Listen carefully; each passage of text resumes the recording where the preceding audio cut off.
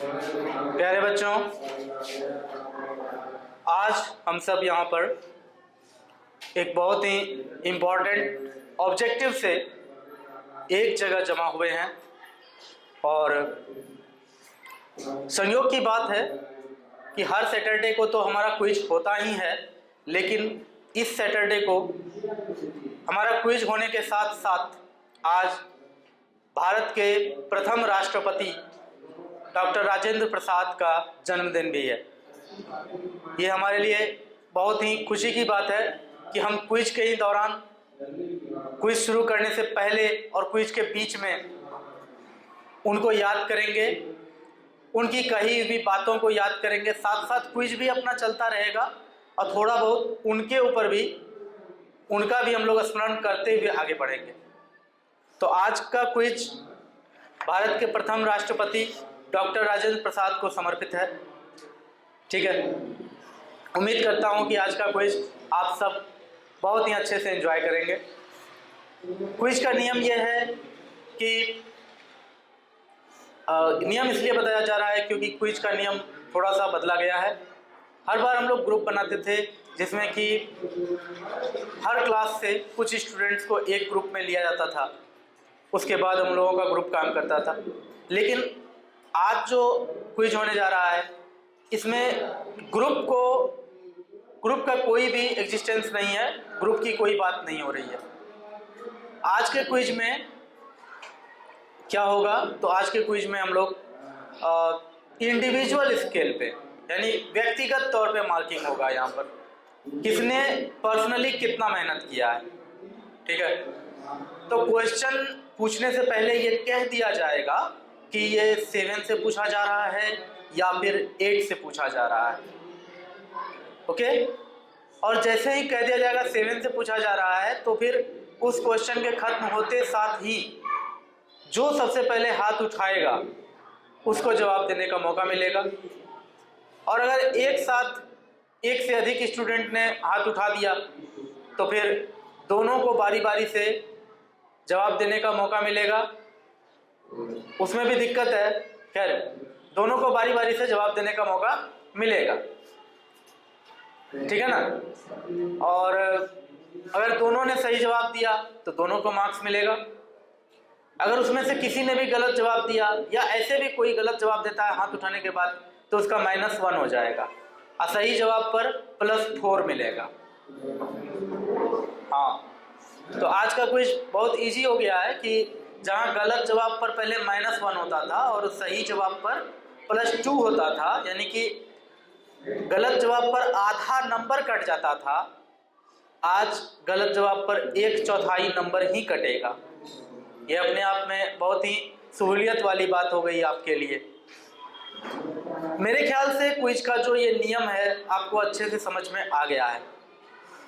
आगे बढ़ें तो मेरे साथ मैं नहीं कहूँगा, मतलब मैं अपने सहयोगी, वरिष्ठ सहयोगी शोभा मैम का भी धन्यवाद करता हूँ कि उनके साथ ये क्विज शुरू हो रहा है। ठीक है, तो मार्किंग का सारा काम वही कर रही हैं। तो शुरू करते हैं आज का क्विज डॉक्टर राजेंद्र प्रसाद की एक सत्य वचन के साथ। ठीक है, एक अनमोल वचन के साथ। जो बात सिद्धांत में गलत है वह बात व्यवहार में भी सही नहीं है। जो बात सिद्धांत में गलत है वो व्यवहार में भी सही नहीं है। देखो, सिद्धांत की बातें लोग बहुत करते हैं, लेकिन जब उस पर चलने की बात आती है तो लोग पतली गली से निकल जाते हैं, दूसरा रास्ता तलाशने लगते हैं। डॉक्टर राजेंद्र प्रसाद, ये नाम ऐसा है जो किसी भी परिचय का मोहताज नहीं है। आप बच्चे हैं और आपको बताना मेरा काम है, इसलिए बता रहा हूँ। डॉक्टर राजेंद्र प्रसाद बचपन से ही एक मेधावी छात्र, बड़े होकर उन्होंने पढ़ाई के क्षेत्र में नए नए कीर्तिमान स्थापित किए। इसके बाद जब पढ़ाई खत्म हुई तो वो कलकत्ता यूनिवर्सिटी के सीनेटर नियुक्त हुए, ठीक है। इसके बाद स्वतंत्रता सेनानी बने। इसका अंदाज़ा तुम इसी से लगा सकते हो कि जिस पद के लिए लोग अपना जीवन दांव पे लगा देता है, सीनेटर का पद छोटा मोटा पद नहीं होता है। यही समझ लो कि यूनिवर्सिटी के लिए अहम फैसला लेना, मतलब यूनिवर्सिटी का बहुत बड़ा पद होता है वो, और वो बहुत बड़ी नौकरी होती है, ठीक है। उसके लिए लोग जान लड़ा देते हैं। लेकिन जब वो महात्मा गांधी से प्रेरित हुए तो उन्होंने कॉलेज के सीनेटर का पद से त्यागपत्र दे दिया और महात्मा गांधी के साथ स्वाधीनता आंदोलन में कूद पड़े। तो अभी जो मैंने कहा कि राजेंद्र बाबू ने कहा था कि जो बात सिद्धांत में गलत है वह बात व्यवहार में भी सही नहीं है, आप अंदाज़ा लगा सकते हैं कि उनकी कथनी और करनी बिल्कुल एक जैसी थी। वो उन लोगों में से नहीं थे जो बातें बड़ी बड़ी करते हैं लेकिन काम करने के जगह पर फिर बहाना बनाते हैं, ठीक है, जुमलेबाजी करते हैं। वो उन लोगों में से नहीं थे। उन्होंने जो कहा वो हमेशा किया। जब महात्मा गांधी ने असहयोग आंदोलन के लिए आह्वान किया था उस समय उन्होंने अपने पुत्र का एडमिशन अंग्रेज के किसी कॉलेज से हटाकर एक भारतीय कॉलेज में करवा दिया था। ये बहुत बड़ी त्याग की गाथा है, ये बहुत बड़ी बलिदान की गाथा है, और यही कारण है कि हम लोग इतने वर्षों के बाद भी उन्हें याद कर रहे हैं, ठीक है। अपने लिए सब लोग जीते हैं, लेकिन कुछ लोग होते हैं जो लोगों के लिए यानी कि अपने देश के लिए, अपने समाज के लिए जीते हैं और एक साधारण जीवन नहीं जीते हैं बल्कि अदम्य साहस का परिचय देते हुए एक गजब का तेज होता है उनके भीतर। इतना मेहनत, जी जान लगाकर मेहनत, एक आम मनुष्य जो होता है उसके क्षमता से कहीं ऊपर उठकर काम करना, और वो भी सिर्फ दूसरों के लिए, देश के लिए। ये कर पाना इतना आसान नहीं होता है। इसी कारण जो ऐसा कर लेते हैं उनको सदियों तक याद रखा जाता है। आपने छत्रपति शिवाजी के बारे में सुना है, आपने अशोक के बारे में सुना है, आपने चोला राजा सब के बारे में सुना, झांसी की रानी के बारे में सुना। उन सब के जीवन में एक समानता आप देखोगे कि वे कभी भी खुद के लिए नहीं जी रहे थे। उनका जीवन पूर्णतया समाज को समर्पित था, लेकिन ऐसा भी नहीं था कि जितना उनका क्षमता था बस उतने तक करके शांत रह गए। उन्होंने मानवीय क्षमता से कहीं ऊपर उठकर कुछ असाधारण करके अपने जीवन में दिखाया, और निस्वार्थ होकर। अपना स्वार्थ उनका कुछ भी नहीं था उसमें, और यही कारण है कि हम उन्हें याद रखते हैं। उम्मीद है इस जोश के साथ, इस उम्मीद के साथ हम सब अपने जीवन में आगे बढ़ेंगे। शुरू करते हैं उससे पहले एक कविता आपके लिए मैं पेश करता हूँ। इस कविता में जहाँ कहीं भी युद्ध आएगा ये मत समझ लेना कि अमित सर मारने पीटने के लिए उकसा रहे हैं। ये युद्ध आपके आलस के साथ होने वाले युद्ध से है। अभी जाड़ा आ रहा है, रजाई से निकलकर पढ़ना है 4 बजे सुबह में, उस समय जो नींद और आपके बीच युद्ध होगा, उस युद्ध को ध्यान में रख करके आप इस कविता को सुनेंगे। ये पीपुल टू पीपुल फाइट के ऊपर ये कविता नहीं कह रहा हूँ मैं, मानव से मानव का युद्ध नहीं, मानव से अपने बुरी आदतों से जो युद्ध होता है उसके लिए ये कविता है कि युद्ध नहीं है नाश मात्र ही, युद्ध स्वयं निर्माता है। लड़ा न जिसने युद्ध राष्ट्र वह कच्चा ही रह जाता है। नहीं तिलक के योग्य शीश वह जिस पर हुआ प्रहार नहीं, रही कुंवारी मुट्ठी वह जो पकड़ सकी तलवार नहीं। हुए न शत शत घाव देह पर तो फिर कैसा सांघा है, माँ का दूध लजाया जिसने केवल मिट्टी रांघा है। राष्ट्र वही है चमका है जिसने, राष्ट्र वही चमका है जिसने रण का तप झेला है। लिए हाथ में शीश समर में जो मस्ती में खेला है। उनके ही आदर्श बचे हैं पूछ हुई विश्वासों की, धरा दबी केतन छू आए ऊंचाई आकाशों की।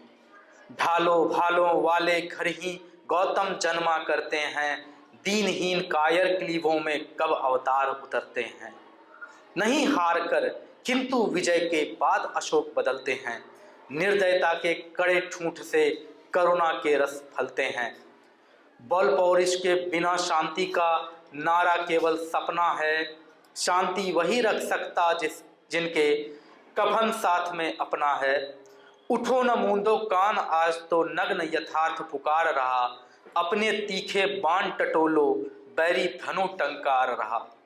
कन्हैयालाल सेठिया जी का ये कविता है।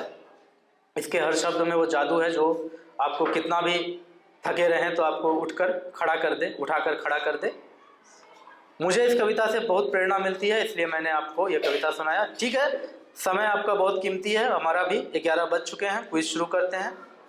कोशिश करूंगा कि कम से कम समय में क्विज समाप्त हो। उम्मीद करता हूं आप भी तैयारी कर अच्छे से आए हैं।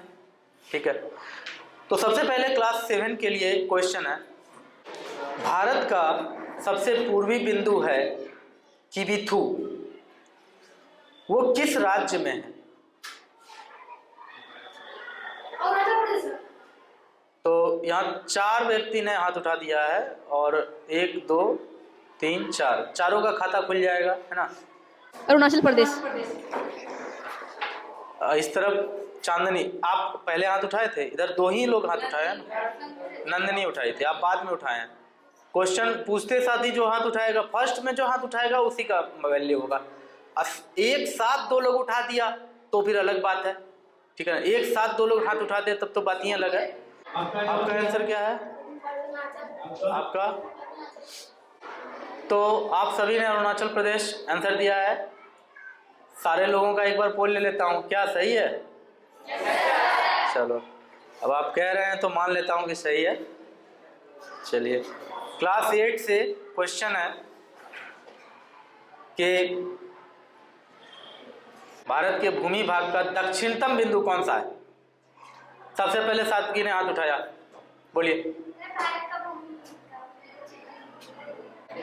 दक्षिणतम बोला है मैंने, सबसे दक्षिण वाला भाग। Right answer Kanyakumari. सादगी को मिलेगा 4 पॉइंट। पूरे भारत को अगर समग्र रूप से देखा जाए, पूरे भारत को समग्र रूप से देखने पर भारत का सबसे उत्तर वाला बिंदु कौन सा है? चांदनी और ये प्रियांशु। इंदिरा कौल, सबसे उत्तर बिंदु पूछा है मैंने, इंदिरा कौल है, सही जवाब है। प्रियांशु आप बोलिए। इंदिरा कौल बिल्कुल सही जवाब है दोनों का, दोनों को मिलेगा 4-4 पॉइंट। थैंक यू, बैठ जाइए। तो बहुत अच्छा लगता है जब आप इस तरह से क्विज की तैयारी करके आते हैं। ठीक है, अब तक में 3 क्वेश्चन आपका हो गया है। क्लास 8 वाले आपको बताना है कि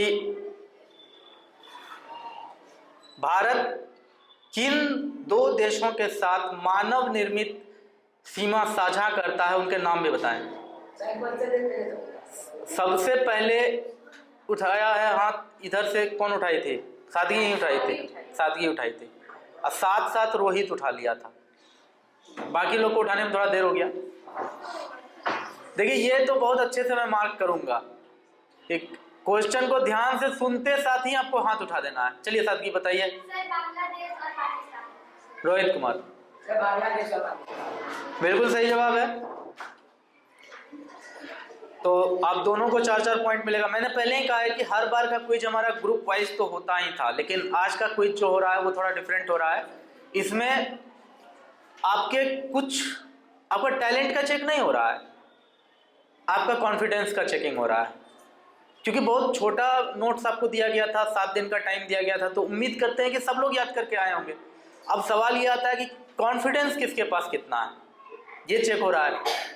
याद तो सबने किया है, सबको अगर 5 मिनट देंगे माइंड में घुमा फिरा करके आंसर बता ही देगा, लेकिन वही बात है कि किसने कितना कॉन्फिडेंट होकर याद किया। टेस्ट यहाँ इस बात का है। क्लास 7 वाले से क्वेश्चन है, भारत के साथ प्राकृतिक और मानव निर्मित दोनों प्रकार का सीमा साझा करने वाला देश कौन सा है?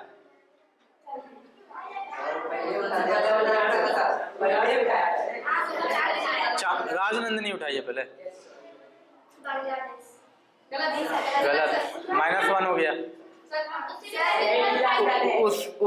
उसके साथ ये उठाया था, प्रियांशु उठाया था उसके जस्ट बाद, तब वो उठाई थी उसके बाद, तो वो तो पहले ही उठा दिया था।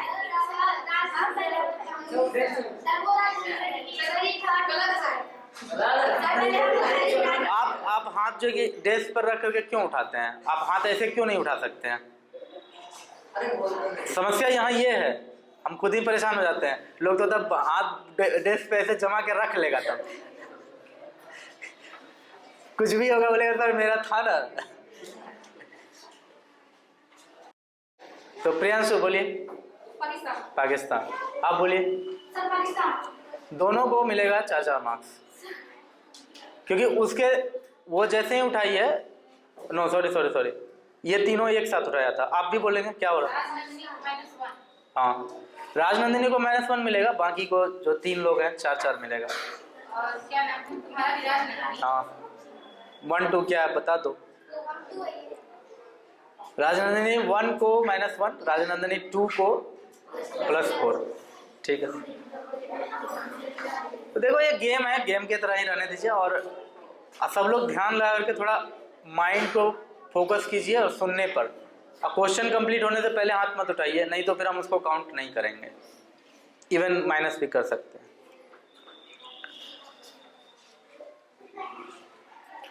क्लास 8 आपसे क्वेश्चन है कि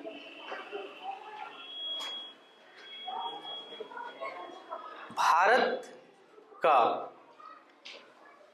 एक देश के साथ सीमा है जिसे अध्यारोपित सीमा कहा जाता है, वो देश कौन सा है? चलो,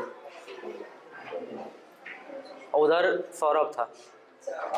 हाँ, अच्छा वो है, ठीक है, 2 आदमी है, बताइए। -1 कर दीजिए, आप बोलिए। अरे गलती कर दी, बोलना नहीं था। उसका भी -1 कर दीजिए।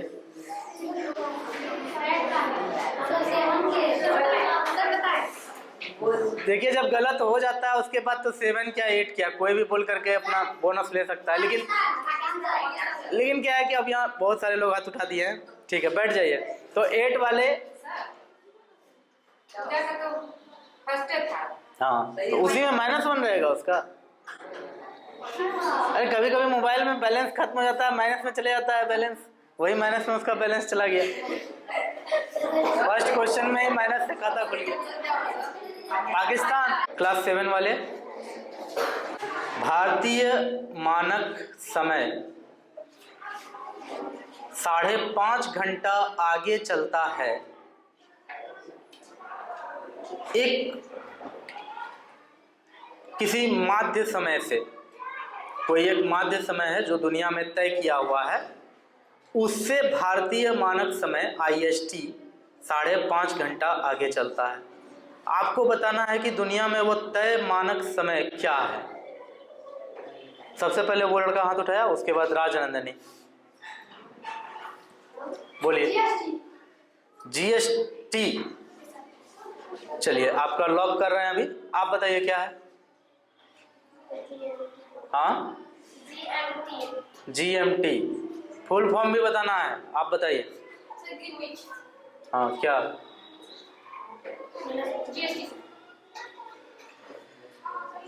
प्रियांशु और आदित्य का -1 कीजिए। अगर ये फुल फॉर्म बताती है तो इसको 4 मिलेगा, नहीं तो फिर इसको 2 मिलेगा।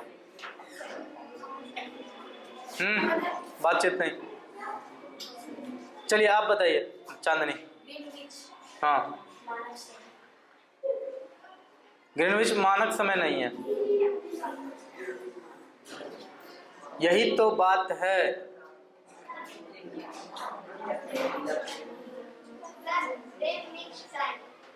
8 क्लास में बोनस किसको लेना है? चलो ये माध्य समय, चलिए चलेगा, मिलेगा आपको 2 मार्क्स। बाकी सबके खाते से -1 कर दीजिए मैम।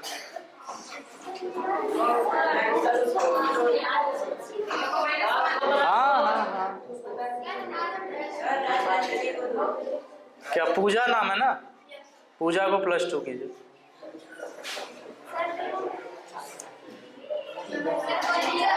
ग्रीनविच माध्य समय, क्या आपने बोला ये? नहीं कहा आपने। ग्रीनविच कहा, फिर जीएसटी कह दिया। जीएसटी तो है ही नहीं। आप क्या गलत बोल रहे हैं? देखिए, हम तो रहेंगे प्रिसाइज होकर। देखो, मुश्किल से 10 पेज का प्रिंट आउट था, वो आपको दे दिए थे, तो अब उसी में से ना आपको फंसा फंसा करके नंबर काटेंगे। नहीं तो फिर सब आदमी 100 में 100 लेते आएगा, तो फिर कौन फर्स्ट कौन सेकंड कैसे पता चलेगा?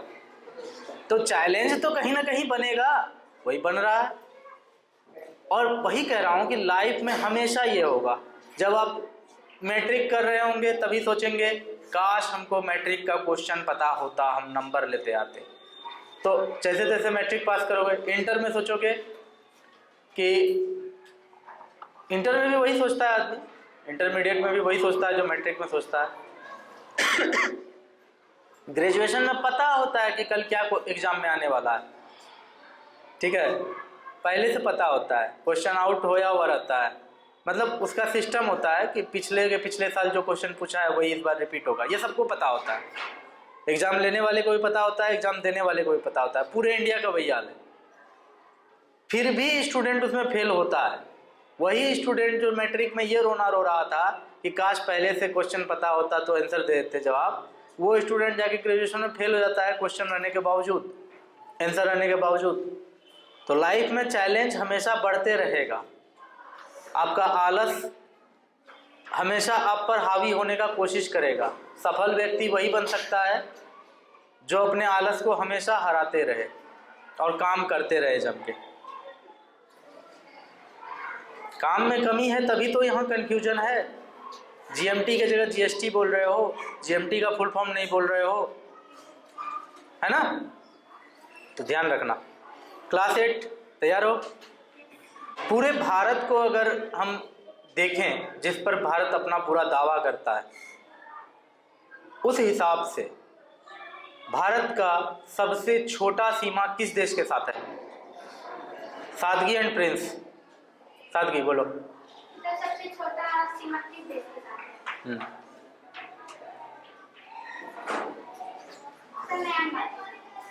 प्रिंस, अफगानिस्तान। सादगी का -1 होगा, प्रिंस को +4 मिलेगा। प्रिंस ने आंसर दिया है अफगानिस्तान, जो कि सही है। प्रिंस का खाता खुला। चलो बधाई हो, प्रिंस खाता खुला। कोई क्लास 7, एकदम बात मत करो आप लोग, नहीं तो फिर क्विज का मजा नहीं आएगा। क्लास 7 आपको बताना है, एक राज्य है भारत का जो अपने 3 तरफ से, राज्य की सीमाएं 3 तरफ से, क्वेश्चन चेंज,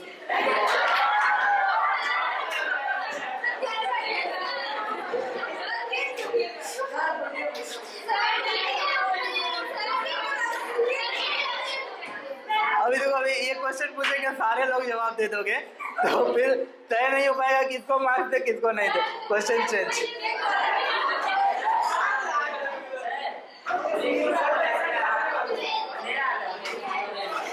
क्या खिड़की ऑटो खोल दो।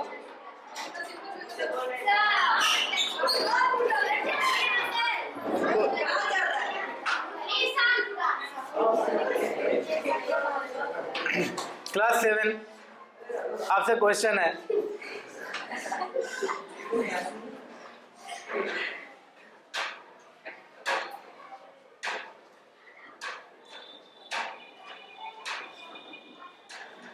अल्फ्रेड वेगनर के महाद्वीपीय विस्थापन सिद्धांत को प्रमाणित करने के लिए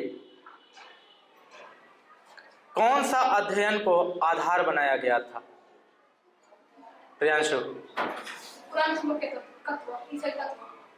पूरा चुंबकत्व, बिल्कुल सही जवाब, मिलता है 4 मार्क्स आपको।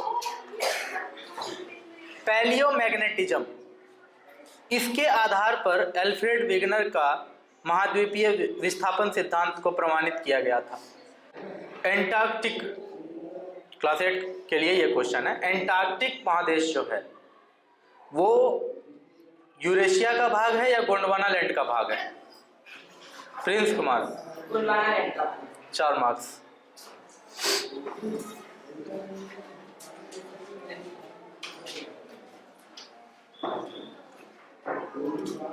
क्लास 7, भारतीय प्लेट जब अफ्रीकन प्लेट से टूटा था तो वो किस दिशा में बढ़ना शुरू हुआ था?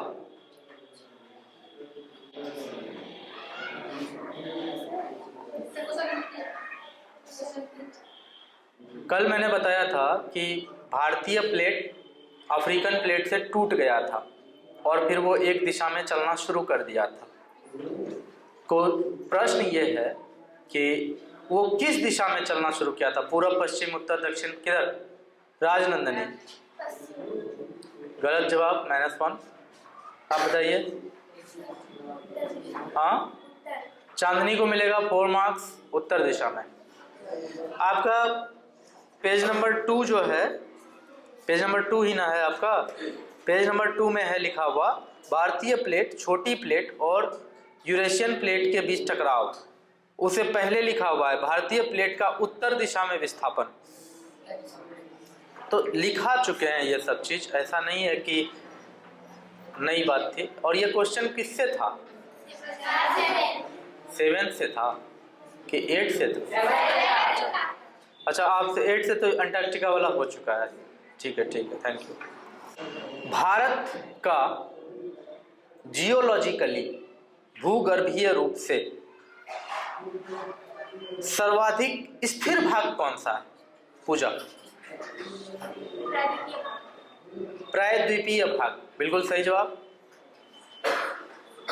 तो इस बारे में ठीक है, 4 मार्क्स मिलेगा। इस बारे में कल बात हो चुकी थी कि मतलब हिमालय तो बहुत ही युवा है, बार बार उसमें बोले थे युवा युवा युवा है।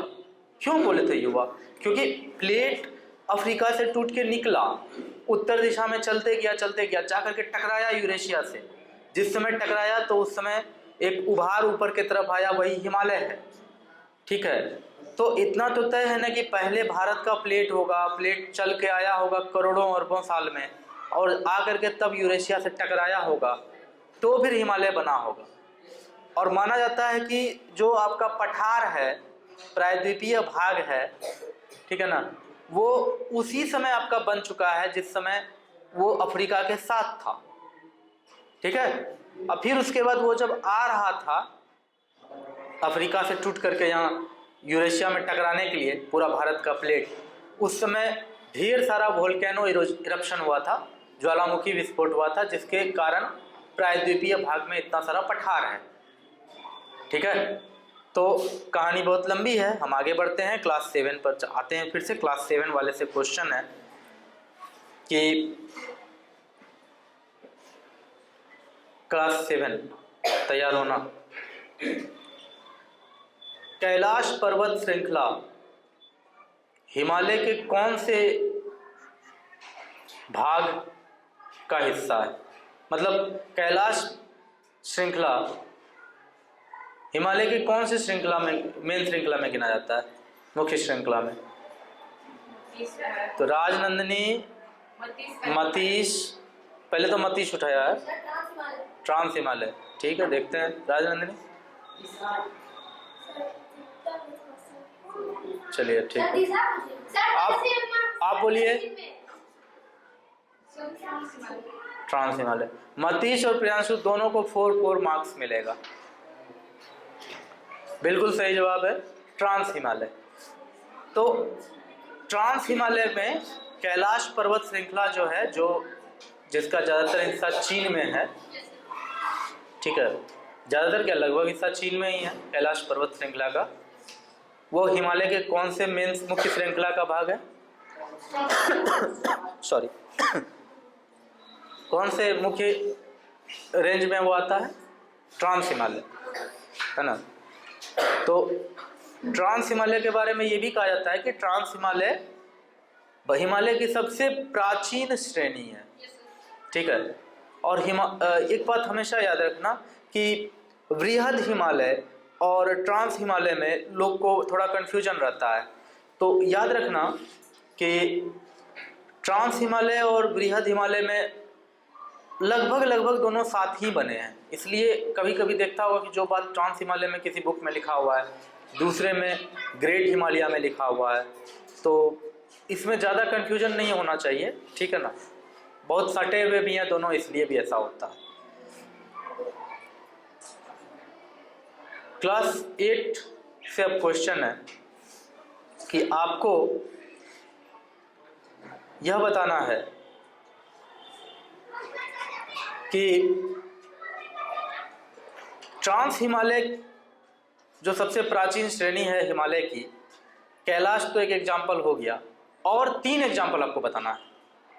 प्रिंस सबसे पहले हाथ उठाया है, बताइए। हाँ जास्कर, हाँ, जास्कर, काराकोरम, काराकोरम, लद्दाख। बिल्कुल सही जवाब, 4 मार्क्स मिल जाएगा। क्लास 7 आपसे एक क्वेश्चन है, कश्मीर में, कश्मीर भारत का एक राज्य है, कश्मीर में हिमालय की चौड़ाई लगभग कितनी है? चांदनी 400 किलोमीटर। 400 किलोमीटर। प्रियांशु? कश्मीर में हाँ 400 किलोमीटर। दोनों को 4 मार्क्स मिलेगा। दोनों ने सही जवाब दिया है। कश्मीर में 400 किलोमीटर है, ठीक है। और अरुणाचल प्रदेश में 150। यानी कि ऐसा हुआ था, माना यह जाता है कि जो टक्कर हुआ था ना, तो इंडियन प्लेट जो कि त्रिकोण टाइप में आ रहा था, त्रिकोण वाला ट्रायंगल शेप में आ रहा था, तो जहां आज कश्मीर है, कहा जाता है कि वो जो ट्रायंगल आ रहा था तो उसका कोना आकर के जहां कश्मीर है वहीं टकराया था। और जैसे होता है ना, कोई आकर के कुछ आया यहाँ टकराया, जैसे टकराने के बाद ये घूम जाता है, तो प्लेट आया यहाँ टकराया कश्मीर के पास, और टकराने के कारण ऐसे घूम करके जो यहाँ टकराया इधर, फिर यह है अरुणाचल प्रदेश वाला टक्कर। इसलिए अरुणाचल प्रदेश में उतना भारी टक्कर नहीं हुआ जितना कश्मीर में हुआ। इसलिए कश्मीर में हिमालय की चौड़ाई 400 किलोमीटर है। मतलब इंडिया से कोई अगर अफगानिस्तान जाएगा हिमालय को पूरा क्रॉस करके, तो उसको कश्मीर में 400 किलोमीटर सिर्फ हिमालय पर्वत का एक दीवार है। 400 किलोमीटर मोटा सिर्फ पर्वत का दीवार माना जाएगा। मतलब ठीक है, समझ में आ गया। 400 किलोमीटर ये नहीं समझ लेना कि ऊंचा है या कुछ भी, वो नहीं। 400 किलोमीटर मोटाई होगा कि इंडिया से पाकिस्तान जाना है अगर कश्मीर का हिमालय पार करके, तो 400 किलोमीटर पार करना पड़ेगा, वो भी पर्वत पर। समझ रहे हो कितना हार्ड वो रास्ता हो जाएगा। इसलिए कहा जाता है कि हिमालय हम लोग का पहरेदार है ना, क्योंकि उसको पार करके आना इतना आसान बात नहीं है, बहुत हार्ड है। और हिमालय के बारे में जानना बहुत ज़रूरी है। पता है, हिमालय होना हम लोगों के लिए बहुत गर्व की बात है। हम लोगों के उत्तर में हिमालय होने से हम लोगों का बहुत भला होता है। सबसे पहली बात, समुद्र से जो भी बादल उड़ता है उसको हिमालय रोक लेता है, बारिश हम लोग को मिलता है। हिमालय के उस तरफ है तिब्बत, वहाँ मरुस्थल है, क्योंकि वो जो बादल समुद्र से उठा है उसको जाना चाहिए था, पूरे हर जगह जाके बारिश करना था, हिमालय उसको रोक लेता है। तो चीन बहुत जलता है हम लोगों से हिमालय के कारण, और वो बादल हिमालय रोक लेता है, इसलिए हिमालय से ढेर सारी नदियाँ निकलती है। और नदियों के बारे में आपको पता ही है कि नदियाँ हमारी माँ हैं। तो हिमालय बहुत इम्पोर्टेंस रखता है हमारे लिए, इसलिए हिमालय पर इतना केंद्रित है हमारा क्विज ये। तो मेरे ख्याल से वो समझ में आ गया होगा, है ना।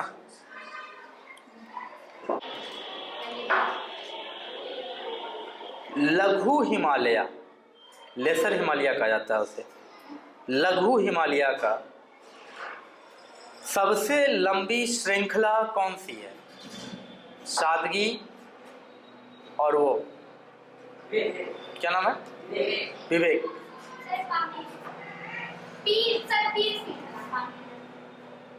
पहले भी गलत बोली, फिर अभी गलत बोली। सही बोलो नहीं तो -1 फिर हो जाएगा। कोई बताएगा नहीं, आप ही को घटा है बताना। नहीं बोलेंगे फिर से। सबसे लंबी श्रृंखला। फिर से बोलेंगे, फिर से तब हाथ उठाने का मौका देंगे। क्वेश्चन अगर फिर से बोलेंगे तो फिर से हाथ उठाने का मौका देंगे।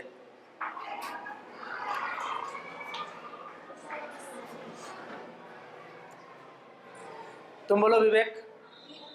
पीर पंचाल। विवेक को दीजिए 4 मार्क्स, सादगी को दीजिए -1 मार्क्स। अगर सादगी फर्स्ट टाइम में ही पीर बोल देती तो उसको 0 मिलता, लेकिन पहले वो पामीर बोली है, तब फिर वो पीर पंजाल, पीर भी बोली, पंजाल भी नहीं बोली। विवेक पीर पंजाल बोला है इसलिए उसको 4 मार्क्स मिलेगा। तो ऐसा ही होता है, ये क्विज है। थोड़ा तो दुख यहाँ पर होगा किसी किसी को, क्या करे, मेरा दिल ही कुछ ऐसा है।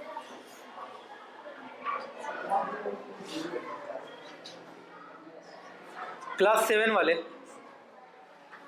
लघु हिमालय को मध्य हिमालय भी कहा जाता है, ठीक है। आपको बताना है कि जो अपना मध्य हिमालय है उसकी ऊंचाई कितनी से कितनी है। प्रियांशु, और तुम्हारा नाम? आदित्य। प्रियांशु पहले तुम बताओ। 37 किलोमीटर से 37 से 4500 किलोमीटर। 37 100 से 4500 किलोमीटर। आप बताइए आदित्य।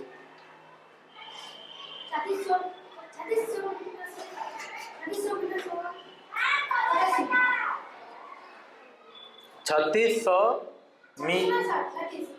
हाँ 3700 मीटर से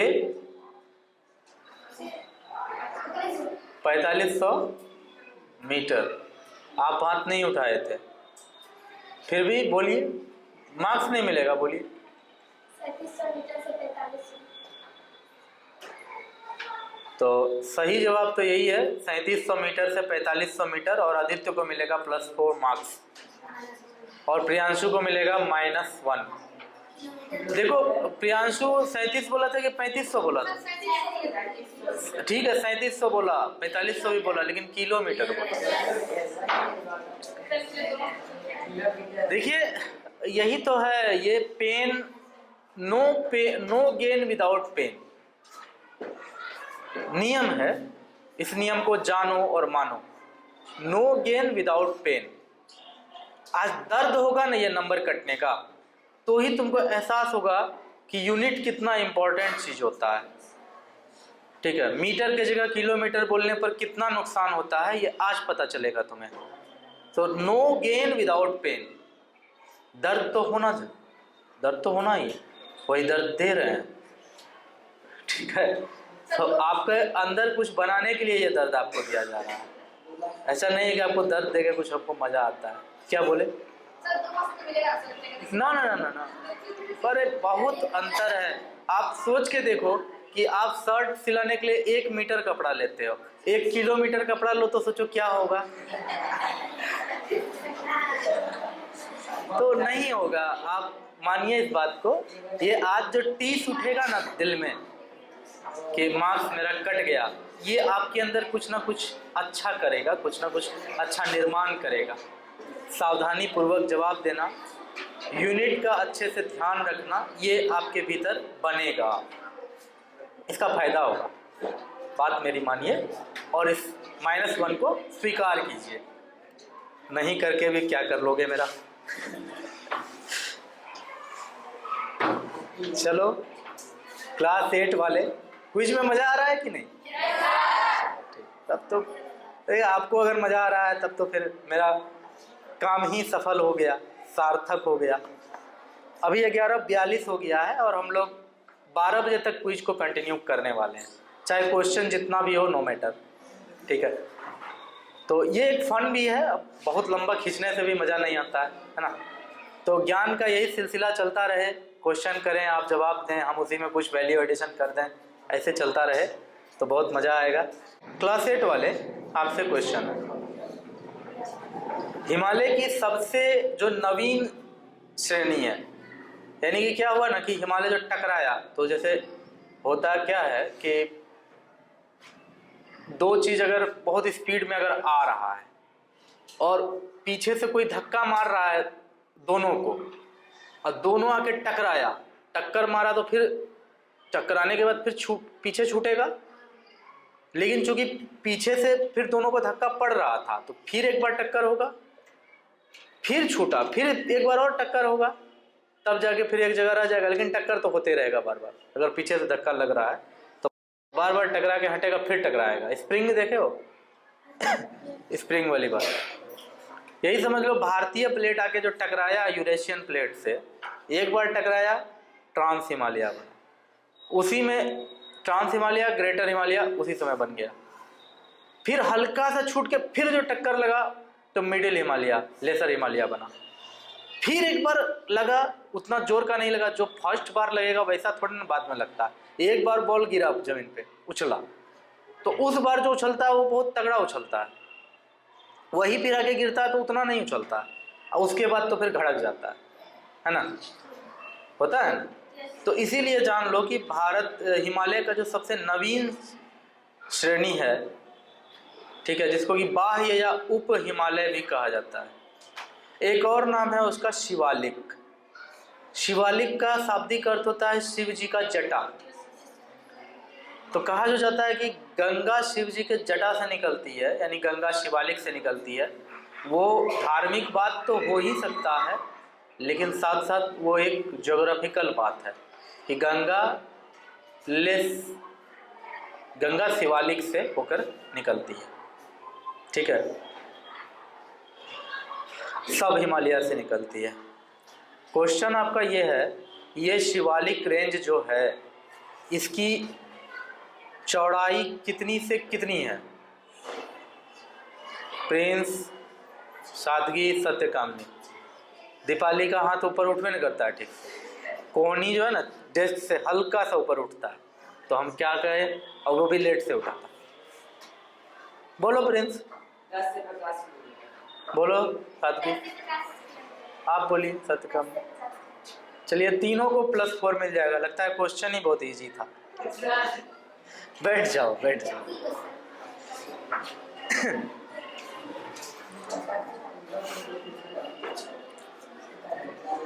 क्लास 7 लगता है 8 वाले से बहुत इजी क्वेश्चन हो गया था, उसका भरपाई क्लास 7 वालों से कर लेंगे। क्लास 7 वालों, ये बताओ कि मध्य मायोसिन युग में, मिडिल मायोसिन एज में क्या बना था? प्रियांशु बोलो।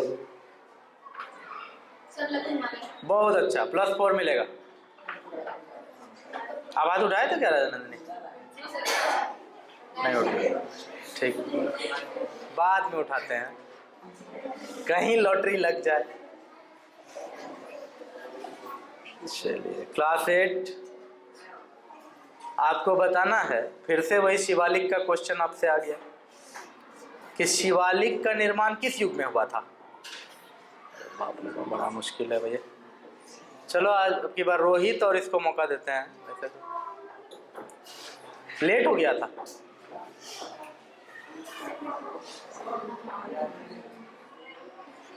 ऐसे प्रिंस का भी, प्रिंस और रोहित और इसका एक साथ उठा है। हाँ? आप लोग का लेट था थोड़ा। -1 कर दीजिए रोहित का। क्या? -1 ही रहेगा। शिवालिक किस युग में बना था बोलो? हाँ, -1 इसका भी कर दीजिए मैम।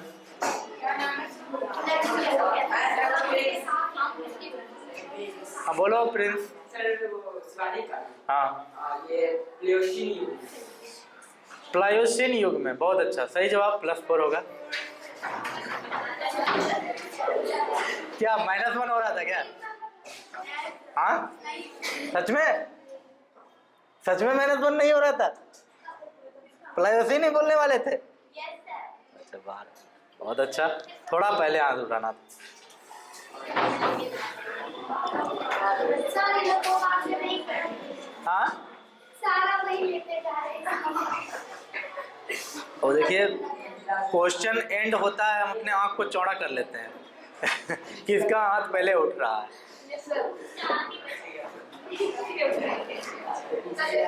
चलो क्लास 7 वालों, अब क्वेश्चन बहुत ही तगड़ा क्वेश्चन होने वाला है।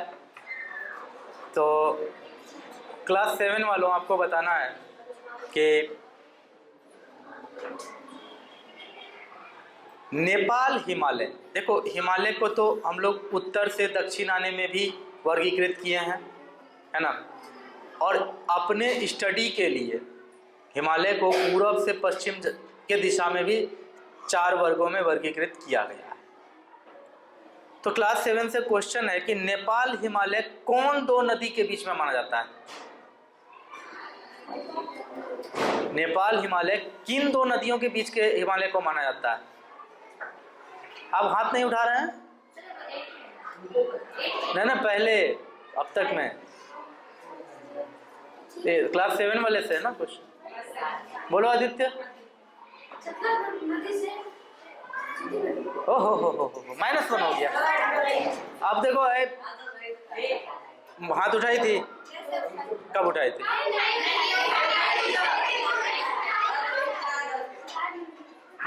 कब उठाई थी? बाद में उठाई थी? बोलो बाद में उठाए थे, क्या बोलती है उठाए थे? बोलो। ब्रह्मपुत्र नदी, ये भी गलत हो गया, -1 हो जाएगा। मैंने कहा क्वेश्चन अब लग रहा है कि फिर से बोलना पड़ेगा, बोल देते हैं। -1 हो चुका है बेचारे का। अच्छा तो क्लास 7 वाले हो गए हैं इस क्वेश्चन पर टाई फिश। क्लास 8 वाले हाथ उठाओ तो आंसर हम ही बताएंगे। अब इतना आदमी हाथ उठाए हो, किसको किसको मार्क्स देंगे? पता भी नहीं चलता है कौन दे। चलिए ठीक है, ऐसे हल्ला मत करो, वही ना, सोचने का पूरा टाइम मिल गया। ठीक है बोलो रोहित कुमार, बोलो। काली और तीस्ता, सही बोल रहा है। चलो ठीक है, सही बोल रहा है, कोई बात नहीं।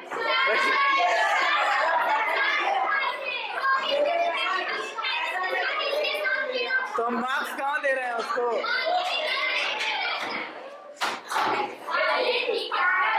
चलो ठीक है, हो गया, शांत हो जाओ फिर। अब जब ऐसी स्थिति होगी तो कैसे किसी एक को मार्क्स दे देंगे? तो क्लास 7 वालों, बड़ा लेकिन तुम लोग का धुनाई हो गया। ऐसा क्वेश्चन जिस पर क्लास 8 वाला इतना हाथ उठा लिया, क्लास 8 वाला पूरा टाइम लेकर के भी क्वेश्चन को जाने दिया। सुनो याद सुनो, ये क्वेश्चन बहुत इंपॉर्टेंट है। अभी ऐसा है कि नेपाल और इंडिया के बीच में कभी कभी टेंशन हो जाता है, ठीक है, तो यही काली नदी के कारण टेंशन होता है।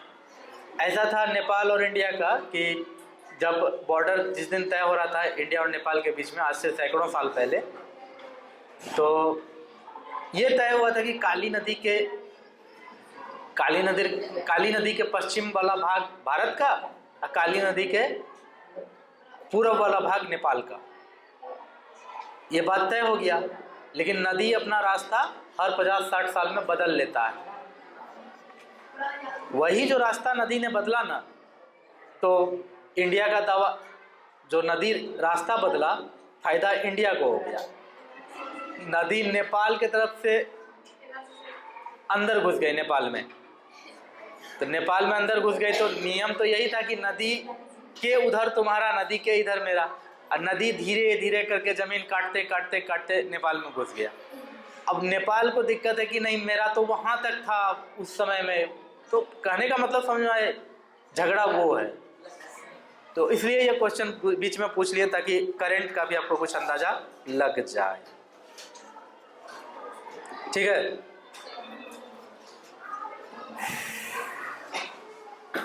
क्लास 7 8 बताओ। एक पहाड़ी है, हिमालय का ही एक पार्ट है, ठीक है। आपको पूछ रहे हैं डाफला हिल, डाफला पहाड़ी किस राज्य में है? क्लास 8 वाले एक मैप बना के दिए थे, मैप में ढेर सारा पहाड़ी सब था, ठीक है। उसमें आपको वो मैप देख के अंदाजा लगाना था कि वो किस राज्य का है। अब देखो कुछ कुछ राज्य तो सीधे दिखता है, क्या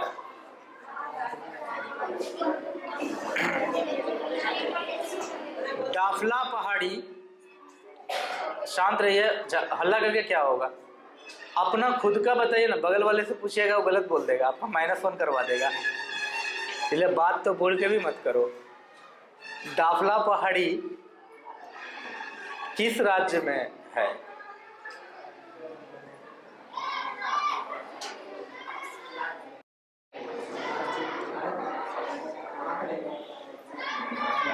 डाफला पहाड़ी किस राज्य में है?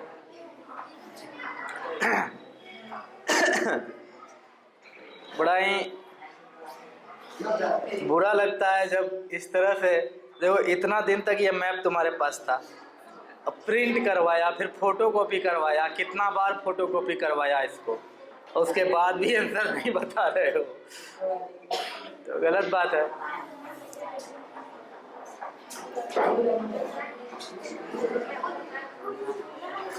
फिर रोहित कुमार, आप कहाँ हैं? आप देख रहे हैं? हाँ? हमेशा के लिए वो लाइव हो जाएगा, आपको कैसा लगेगा? हाँ, तो कुछ कहना है प्रिय छात्र छात्राओं? डाफला पहाड़ी, हाँ थोड़ा ट्रिकी क्वेश्चन है, क्या करोगे, अगर कोई एग्जाम में पूछेगा नहीं, लेकिन यहाँ तो हो जाएगा 0। डाफला पहाड़ी कोई बोलेगा अपने रिस्क पर? कुछ अंदाजा लगाओ, कहीं +4 मिल जाए। सोचो सोचो, 28 राज्य है, एक राज्य कोई बोलना है, अब +4 आ जाएगा, कितना बड़ा ऑफर है। ये तो है, -1 आ गया तो देखो तुम्हारा कट जाएगा। चलिए, आप नहीं बता पाए, आप नक्शा जाकर घर में देखिएगा और रियलाइज कीजिएगा किस राज्य में। अभी नहीं बताएंगे, नहीं बताएंगे। 7 वाले बताना चाहते हो? गलत बताओगे -1 कर लेंगे, सही बताओगे +4 देंगे।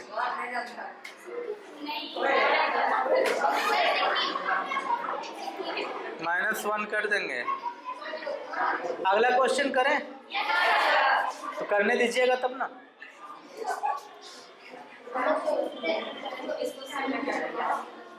कुछ नहीं, 0 जाएगा।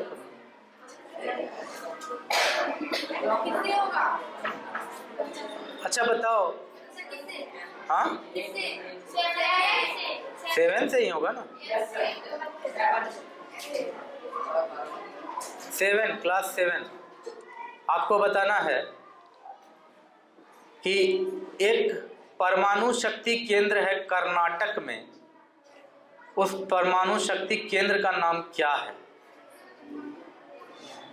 प्रियांशु और राजनंदिनी 2 बोलो। प्रियांशु? सर, कर्नाटक। -1 कहेगा, बिल्कुल सही जवाब, +4 होगा राजनंदिनी 2 को। बैठ जाइए। तो तब पहले हाथ उठा देते हैं, फिर सोच लेंगे क्या जवाब देना। ये अति उत्साह का नतीजा है। इसमें क्या होता है कि पहले का कमाया हुआ धन भी जीरो हो जाता है। ऐसे लोगों को भूल के भी शेयर मार्केट में नहीं जाना चाहिए।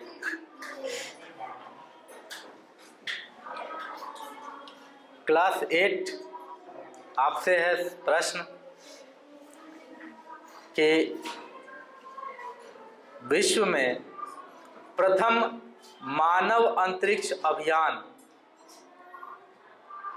अंतरिक्ष यान वोस्तक द्वारा रशिया ने भेजा था, जिसमें प्रथम अंतरिक्ष यात्री मेजर यूरी गागरिन थे।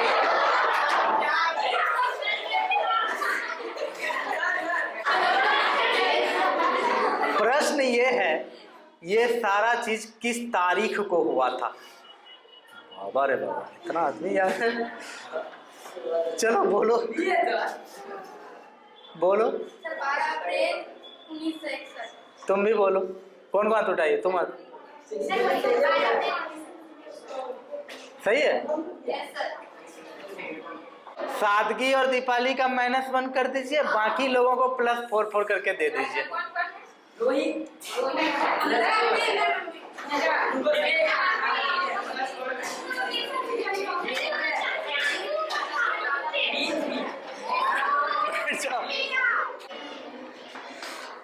क्लास 7 आपसे क्वेश्चन है,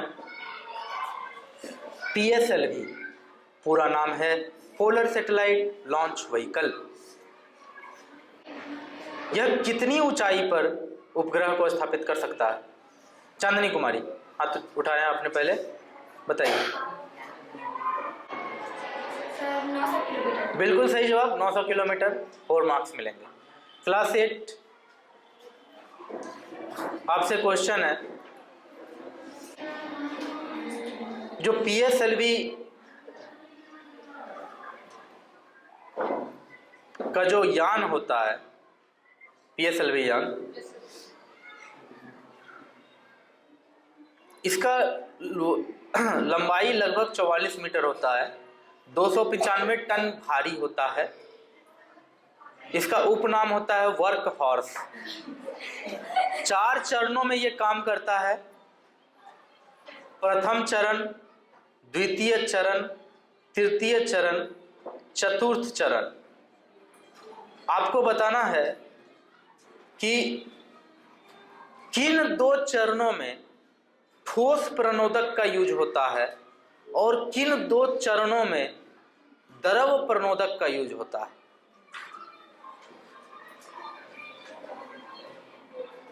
प्रिंस, सादगी, सत्यकामनी, बताइए प्रिंस। सर प्रथम हो गया HTPV, ठोस प्रणोदक HTPV का प्रयोग। प्रथम चरण में HTPV का प्रयोग, हाइड्रोक्सिल टर्मिनेटेड पॉलीब्यूटाडाइन। प्रथम चरण में ये ठोस होता है या द्रव होता है? ठोस होता है। बहुत अच्छा, आगे। द्वितीय चरण में UDMH। अच्छा, द्वितीय चरण में UDMH, अनसिमेट्रिकल डाइमिथाइल हाइड्रोजीन। ये कैसा होता है? लिक्विड या ठोस? द्रव, लिक्विड होता है। बहुत अच्छा। तृतीय चरण में HTPV ठोस, और चतुर्थ चरण में होता है MMH द्रव। ठीक है, सत्यकामनी आप बताइए। सर पहला ठोस। हाँ, क्या होता है ठोस में? HTPV, बहुत अच्छा। और दूसरा द्रव। हाँ,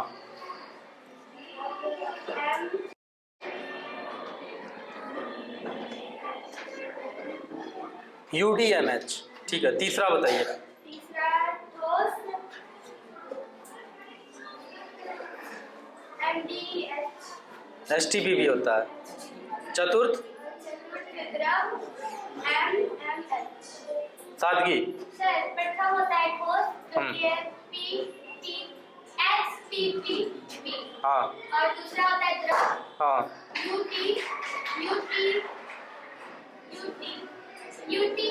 UDMH। और तीसरा होता है ठोस जो कि HTPV जी। और चौथा है MMH द्रव। चलिए, बहुत अच्छा है, लगभग सबने सही जवाब दिया है। तीनों को मिलेगा +4।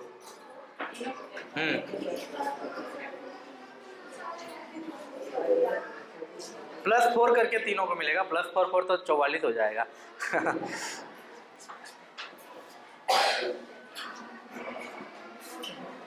क्लास 7 वाले, आपसे पूछता हूं एक क्वेश्चन।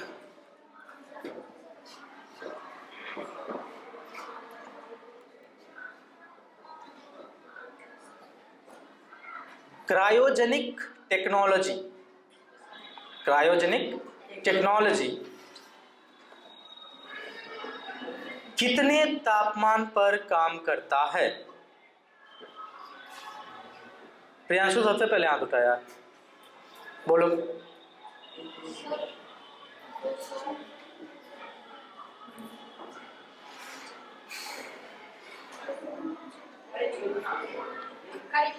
राजनंदिनी आप बताइए।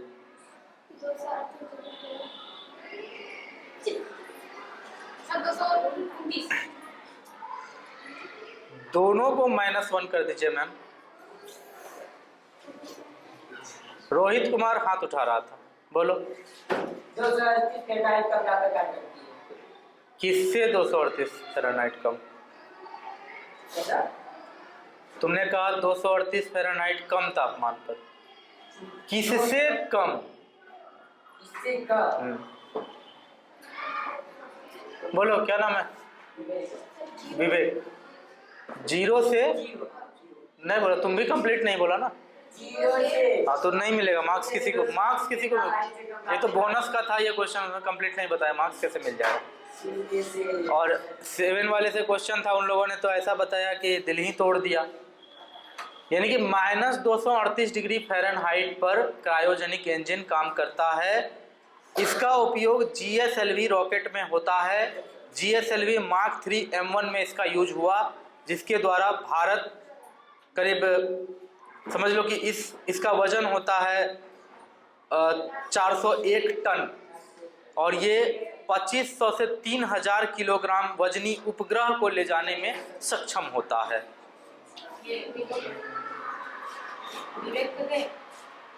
नहीं, पूरा कहाँ बताया? कहाँ बोला? 0 से कम खाली बोला। हाँ तो नहीं मिलेगा, किसी को नहीं मिलेगा। इस तरह से जोड़ तोड़ के आंसर। देखिए सवाल ये है बाबू, सुन लो पहले। देखो किसी को भी मार्क्स देने में वहाँ जस्टिस भी ध्यान रखना पड़ता है। जस्टिस करना मेरा काम है, वो हम समझेंगे हमें क्या करना है। हो सकता है विवेक को 0 से कम पता हो, 238 पता नहीं हो, तो वो पहले ही रोहित बोल चुका है 238। अब वहाँ उसको क्लू मिल गया, रोहित का मदद से वो बोल रहा है, रोहित की मदद से वो ज़्यादा नंबर लेते आएगा, उसको माइनस में चला जाएगा। तो इसलिए जब बजर राउंड होता है तो फर्स्ट जो हाथ उठाया उसी पर सब खेल होता है, क्योंकि वो अगर क्वेश्चन के समीप पहुंच करके, जैसे रोहित का आंसर सही है 238 फ़ारेनहाइट कम, तो बोल दिया है, उसको भी मार्क्स मिल जाता तब। ठीक है, मतलब समझ में आ गया होगा कि एक का क्लू लेके दूसरा बोल दे, दूसरा मार्क्स उठा ले, एक को 0 मिले, तो वो भी सही नहीं है। इसलिए मैंने किसी को नंबर नहीं दिया। वैसे भी क्वेश्चन 7 क्लास के लिए था, एकदम परफेक्ट आंसर दे देते इसमें तो मार्क्स मिल जाता।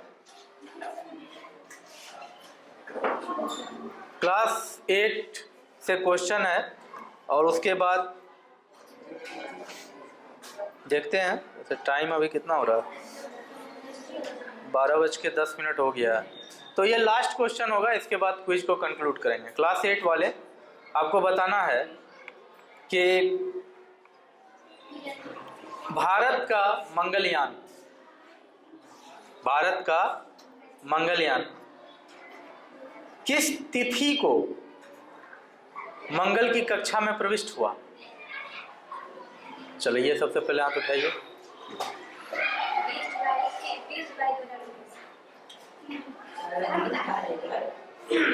उसके बाद यही उठाया था और सादगी उठाई थी।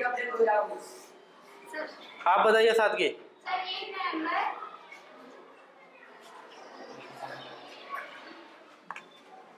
सर 24 सितंबर।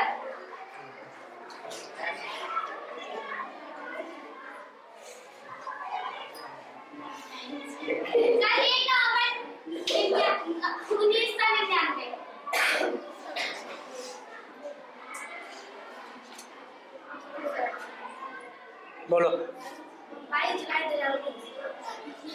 तुम भी बोल दो।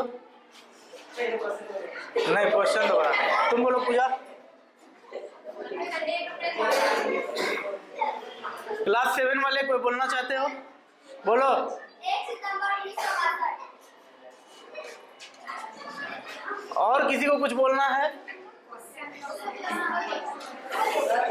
इतना सिंपल क्वेश्चन है, और ये भारत वाली बात है, भारत का मंगलयान वाली बात है।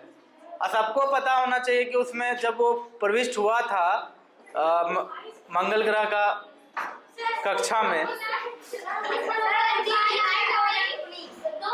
देखो कितना माइनस लोगे, जितनी बार गलती बोले उतनी बार माइनस 1 करेंगे,